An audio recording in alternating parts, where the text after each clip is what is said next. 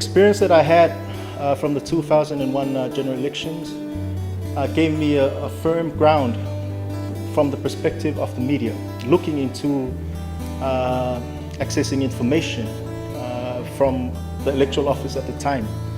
I tell you, it was really frustrating. It's really hard to get the info that we wanted. Even just standing outside the electoral office at the time was like a serious offense for us reporters at the time. And even going around on election day, we drove that side to cover the elections. We weren't allowed to go near the ballot stations and all that stuff. I had no idea that one of these days I will end up leading that office. 2016, I was thrown in the deep end. When I first started, I only started there when some stuff happened, and I was asked to prepare the country for the 2016 general elections, and that was a massive task. Our management at the time, we were all young. None of us had any experiences on elections, but again, it was a perfect platform to give us to go into that elections with a clean slate. And then the first thing, well, perhaps one of the most important things for me, apart from the legal frameworks that were in the mess at the time, was to get the media involved. So for some of the reporters who we worked during the 2016 general elections, you'd notice that I was very flexible with you guys. You were given a lot of accessibility to electoral information, to the ballot stations, to the counting. But sadly, when we invited you guys to come in and sit through the counting process, only a few of you turned up. Probably 3. You guys turned up, and you only sat there for probably 10 minutes. Now, the point I'm trying to make, I think I'm qualified to say this, because once in a while I was doing exactly the same thing that you're doing now. And I saw the process from that perspective. Now that I'm standing here, I find it really disappointing that some of us reporters or media personnel, they don't realize the importance of electoral or elections. But this is the process that elects our leaders. Now, if the process is corrupt, that means the leaders that we're going to elect are corrupt. We get the government that we deserve, right? And the media, being the fourth estate of any nation, plays a really, really important role in that perspective. Now, you can't play that role if you just turn up for 10 minutes and then leave without scrutinizing the most important part or component of the electoral process, which is counting. Up to this day, I'm getting a lot of, personally, I'm getting a lot of not only criticisms, abuse, threats because of the counting. We had 4 constituencies that were so tight, I had to take over the counting of those constituencies. And I was hoping the media would sit through those counting process, but they didn't. And the people who are creating this false information had no idea how the counting process happened, how it turns out, how it takes place. Before I joined the electoral office, I thought you just walk in and then start counting. That's not how it works.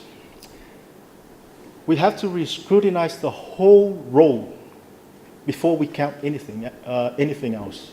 And that takes 2 hours. Then another 2 hours for counting. Now, if the media, if our reporters are not willing to sit through that process, you are denying our people the opportunity to read, to scrutinize, to learn about this process. So that's why the role of the media in this process is very important.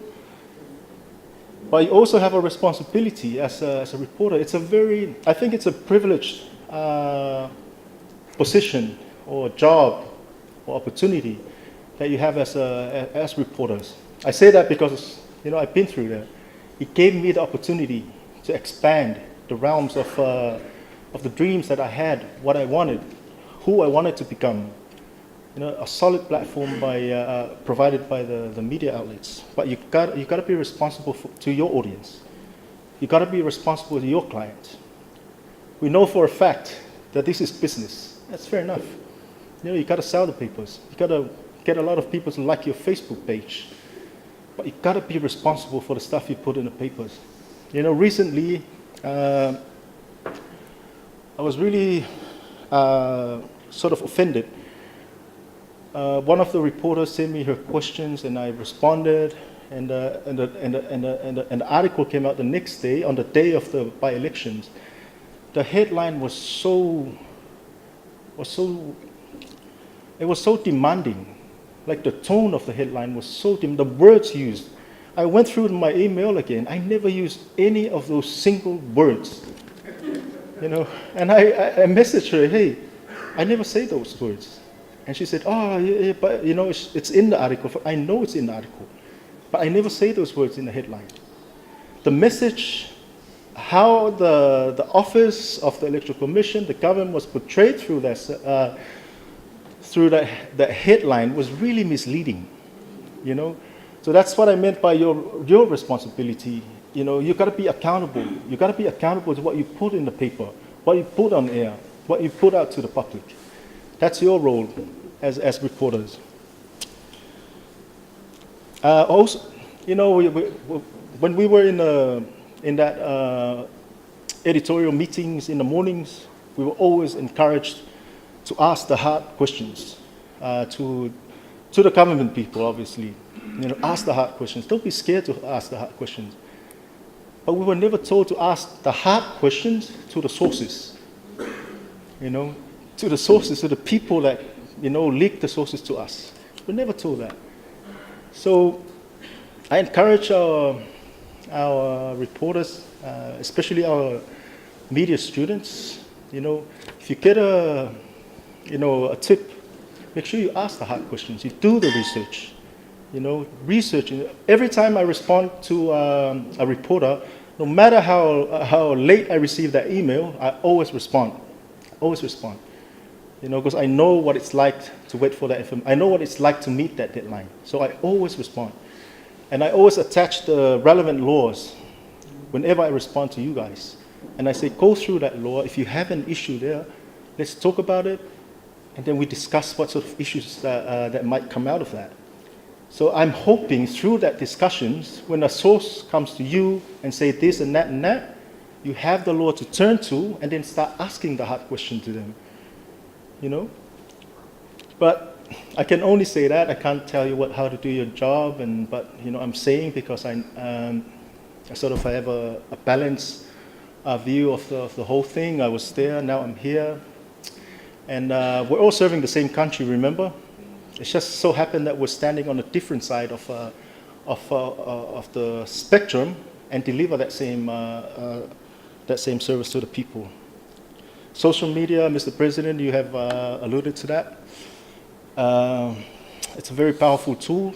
Unfortunately, some people have used it for some personal agendas and attack people and that. But as public servants, in these positions that we're occupying for the time being, we can't go into lukewarm positions every time someone posts something on Facebook criticizing us. You know, we've grown, our skins are so thick that we're not going to go into lukewarm positions every time someone criticizes us. Because if we do that, this country will be stuck in the old school ages. You know, the world is moving forward and we gotta move. We have to move. And media, you guys have a role to play. Elections is how we determine our governance. I encourage the media to scrutinize that process. Don't spend 5 minutes, don't spend 10 minutes sitting through that process. I encourage you to sit through the whole process. So the few reporters who stayed behind the final count of the Faimalomatumua number 2 by-elections, you know, and moving forward, our plans for the 2021 general election, we want to make sure, especially the counting process of the elections, we want to make sure it's done in a public area. like in those sports complex. Invite the public to come in and have a look, scrutinize. We have the scrutineers there, sit through and scrutinize the process as much as you can. And I hope the media will take that opportunity, to inform our people of how the voting are counted in our elections. I don't want to take up much of your time. I was the one who came late, but it wasn't my fault. So I'm gonna end it there, and I just want to acknowledge you, Mr. President, for the work that you and the media fraternity in Samoa are doing. As a former member of our media family, I always read the papers. I always follow the news. I sort of check the quality of the reporting, and the line that's often used now is to try to call him, but he's not there. But most of us are there. We're always there to answer our phones, address your questions. We have this committee called the Cabinet Development Committee, and I tell you, this is a committee that's chaired by the Prime Minister.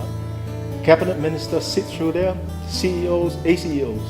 One message that the Prime Minister always hammers through us is to make sure we front the media. So that's the vision from the highest level of this country. So it's on to us to follow through with that vision.